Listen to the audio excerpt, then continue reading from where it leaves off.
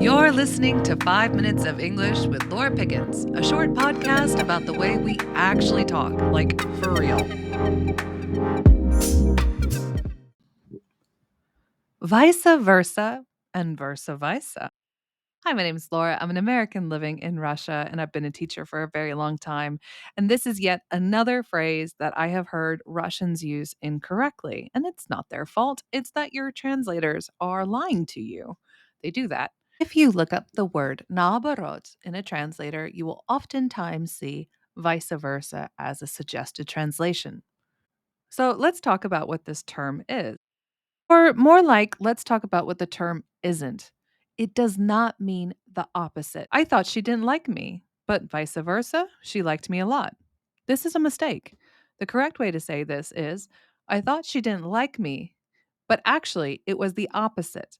She really liked me. So if vice versa doesn't mean that, what does it mean?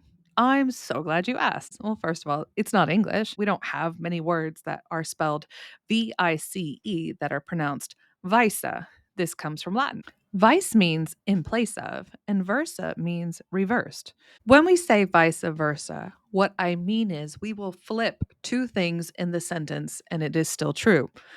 I think it's better to give you examples of what I mean. I help her with English, and vice versa, she helps me with Russian. We took the two subjects in this sentence, I and her, and we flipped them. I help her, she helps me. Parents should respect their kids and vice versa. We don't finish the sentence, but what vice versa means is that kids should respect their parents. This doesn't mean the opposite. We are literally taking the two words in the sentence and flipping them. Here's one from William Shakespeare. There are many sham diamonds in this life which pass for real, and vice versa, which means there are many real diamonds in this life which pass for shams. Oftentimes we love the thing we hate, and vice versa.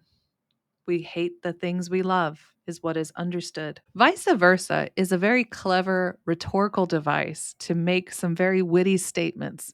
When dropped into a sentence that doesn't have the correct context, it sounds very out of place.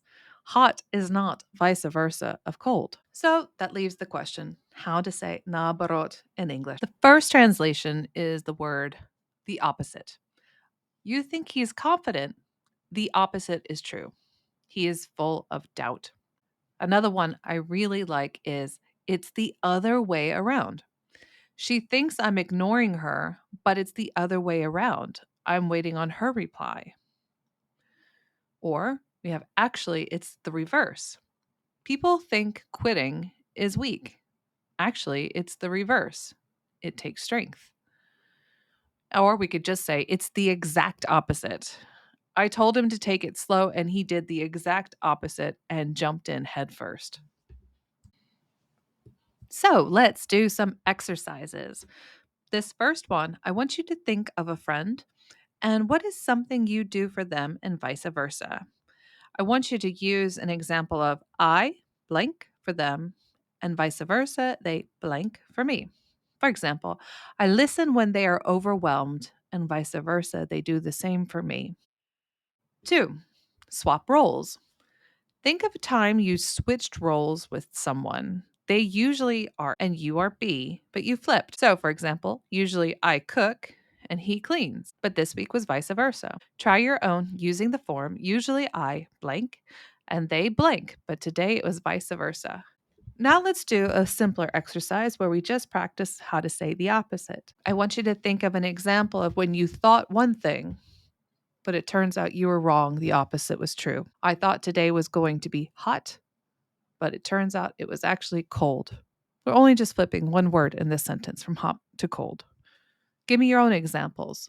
And if you want to practice this more, you can come join me on my private Telegram chat where I have exercises just for this podcast where you can really practice when we should use vice versa and when we should use a phrase like the opposite or the other way around.